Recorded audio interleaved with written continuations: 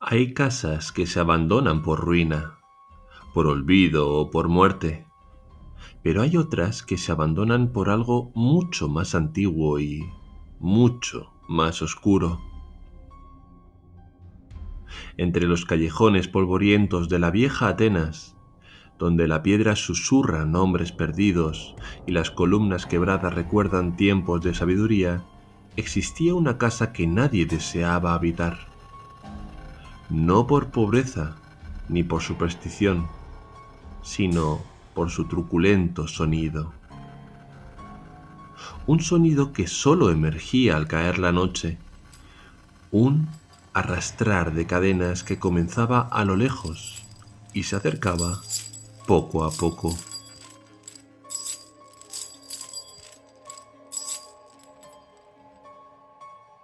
La historia que aquí se cuenta no es fábula ni invención, no. Es el testimonio recogido por Gayo Plinio el Joven, un noble romano quien, en una de sus célebres cartas, relató lo que hoy muchos consideran el primer cuento de fantasmas de la historia escrita. La historia lo tenía todo: un filósofo escéptico, una casa maldita, un espectro que no conocía el descanso y un secreto sepultado bajo tierra que, hasta ser descubierto, perturbó los sueños de los vivos.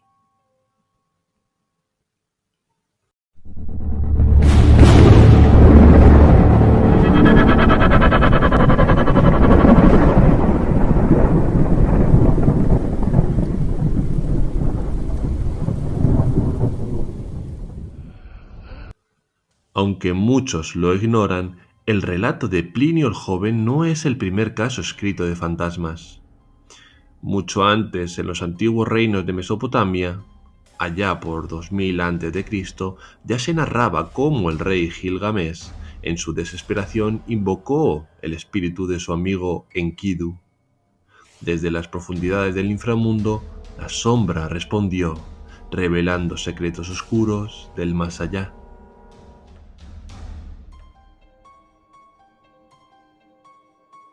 También, el Antiguo Testamento, entre los años 900 y 501 a.C., recoge un conjuro espeluznante. El rey Saúl, abandonado por los dioses, recurre a una bruja para hacer alzar de su tumba al profeta Samuel, que regresa, espectral y temible, solo para anunciar la condena. Sin embargo, sería siglos después, en la Roma imperial, cuando la presencia del más allá cruzaría un umbral inquietante hacia el mundo de los vivos. En una carta escrita en el año 100 después de Cristo, el senador Plinio el Joven relató lo que parecía un caso real: una casa de Atenas, abandonada por todos, donde cada noche se oía el arrastrar de cadenas y lamentos.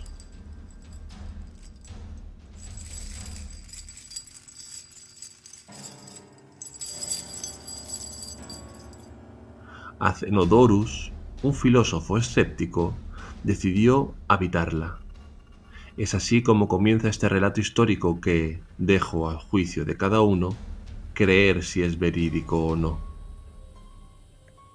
En tiempos del emperador Trajano, cuando el imperio romano extendía sus fronteras con orgullo y la filosofía aún se debatía en las ágoras bajo el sol, Atenas vivía entre mármoles rotos y sombras persistentes de su antigua grandeza. Allí, en una de las calles menos habitadas, entre columnas que apenas resistían el peso de la historia, había una casa. Era una construcción antigua, espaciosa y profunda, pero su fama no venía de su tamaño ni de su arquitectura, sino del terror que inspiraba.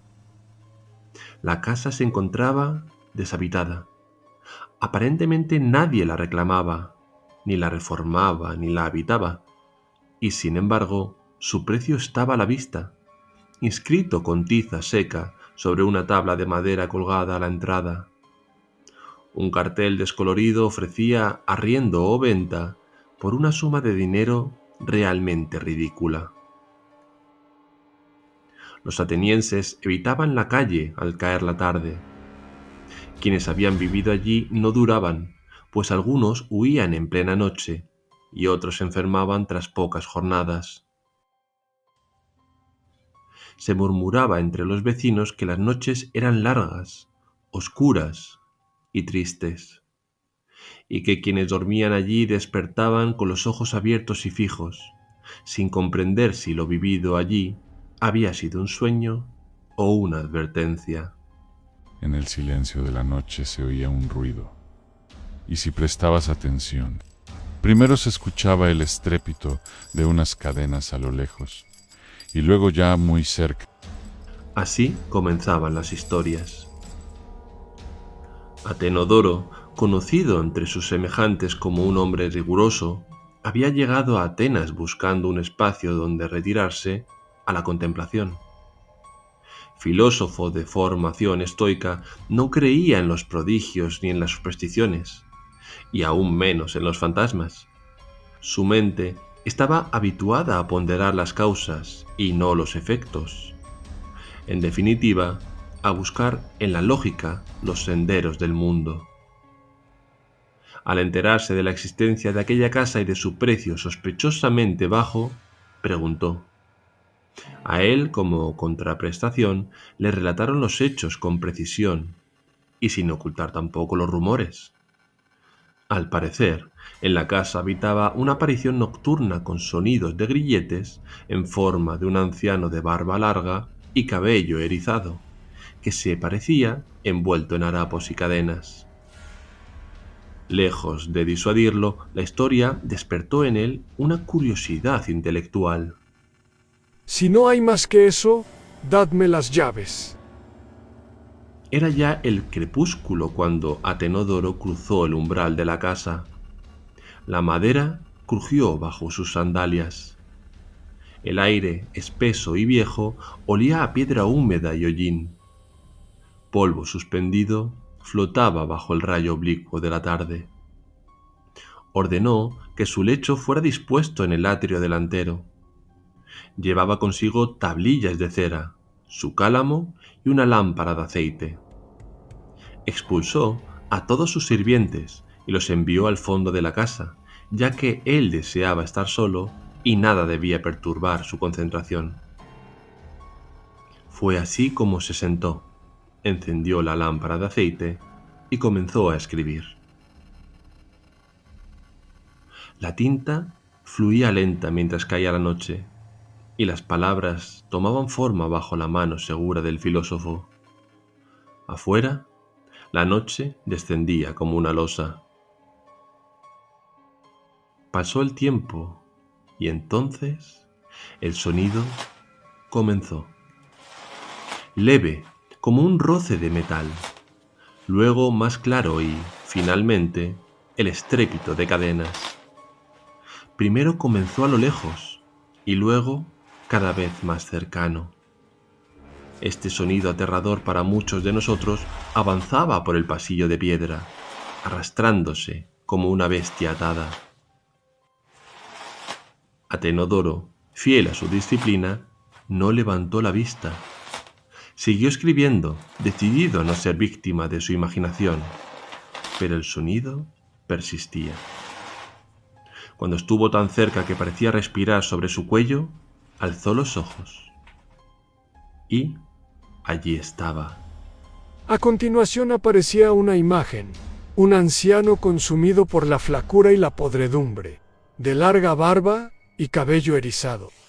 Llevaba grilletes en los pies y cadenas en las manos que agitaba y sacudía. Este anciano, imposible, no hablaba ni gemía. Solo y simplemente le hizo una seña con el dedo. Claramente lo estaba llamando a alguna tarea. Atenodoro, sereno, le dijo con la mano que esperara. Sí, eso fue lo que hizo. Le indicó al fantasma que esperara. Yo también me sorprendí cuando conocí por primera vez esta historia. Atenodoro volvió a bajar la mirada para centrarse de nuevo en sus tablillas. Pero el espectro agitó las cadenas con violencia Fue entonces cuando el filósofo se puso de pie, tomó la lámpara y lo siguió. El espectro avanzaba con paso lento, casi doloroso, como si las cadenas pesaran más que su alma. Ambos atravesaron el atrio, en una especie de procesión macabra. Cruzaron una puerta desvencijada y bajaron unos peldaños hacia el patio interior. Allí, el fantasma se detuvo. Se giró una vez más. Señaló con un dedo el suelo y se desvaneció. Atenodoro no dijo nada. Tras la desaparición de su extraño compañero, éste se agachó y marcó cuidadosamente el lugar con ramas y hierbas del jardín descuidado. Luego, una vez acabó, regresó a su lecho y durmió sin sobresaltos. Un nuevo amanecer en la ciudad de la cuna de la democracia hizo surgir el sol, rompiendo la calma oscura de la noche. Una vez el sol bañaba todo, Atenodoro fue al foro. Allí solicitó audiencia con los magistrados, a los que narró lo sucedido con precisión filosófica. Tal fue así que no omitió ningún detalle. Ordenad excavar. Pidió. Y los magistrados, curiosos, accedieron. Los obreros comenzaron a cavar y no tardaron en descubrirlo. Unos huesos humanos, enredados en grilletes, oxidados. El cuerpo, consumido por la tierra y el tiempo, había dejado los huesos desnudos. Las cadenas, a pesar del paso del tiempo, aún lo aprisionaban. Una vez liberados y exhumados, los enterraron de nuevo con todos los honores. Celebraron los ritos, quemaron incienso y pronunciaron oraciones. Después de esto la casa quedó al fin liberada del fantasma, una vez fueron enterrados sus restos convenientemente. Desde entonces, Plinio cuenta que nunca más se oyó un lamento, nunca más esas cadenas. Plinio el joven, como buen noble romano y atento observador del alma humana, escribió entonces a su amigo Lucinio Sura: La falta de ocupaciones me brinda a mí la oportunidad de aprender y a ti la de enseñarme. De esta forma, me gustaría muchísimo saber si crees que los fantasmas existen y tienen forma propia, así como algún tipo de voluntad, o, al contrario, si son sombras vacías e irreales que toman forma por efecto de nuestro propio miedo. Y añadió: Doy crédito ciertamente a quienes me han confirmado estos hechos, yo mismo puedo confirmar otro suceso. Contó entonces, en unas siguientes cartas, otros incidentes extraños. Poco tiempo después, de nuevo un hecho similar al anterior confirmó lo que había ocurrido. Uno de mis pequeños esclavos dormía entre otros muchos niños en la escuela. Llegaron a través de las ventanas, y así nos lo cuenta, a dos figuras vestidas con túnicas blancas. Cortaron el pelo al muchacho acostado y se retiraron por donde habían llegado. La luz del día muestra también a este niño con la tonsura y los cabellos esparcidos en derredor. Plinio no dictaminó verdad ni fábula, solo preguntó en busca de sabiduría. Te ruego que hagas uso de tu erudición. Es asunto digno para que lo consideres largo y tendido, y yo no soy ciertamente indigno de que me hagas partícipe de tu saber. La historia del filósofo y el espectro encadenado no murió con Plinio, sino que cruzó los siglos. Fue reescrita por Torquemada, reinventada por Zayas y reinterpretada por autores cristianos. Cambió nombres, cambió tiempos, pero nunca su esencia. Los factores claves habían quedado claros: un hombre racional, una casa en silencio, un espectro que clama por justicia, un cuerpo olvidado bajo tierra y el descanso que solo otorgan los ritos. Hoy, cuando cae la noche y escuchamos un crujido en la escalera o un golpe en el pasillo, quizás y solo quizás no es el viento. Quizás es una historia que no ha terminado de contarse. Es posible que estés en la misma situación que Plinio el joven, aunque respondamos de distinta forma a estos acontecimientos, pero muchas veces investigar y tener curiosidad sirve para solucionar los hechos. Esta es la primera historia escrita jamás contada sobre un fantasma.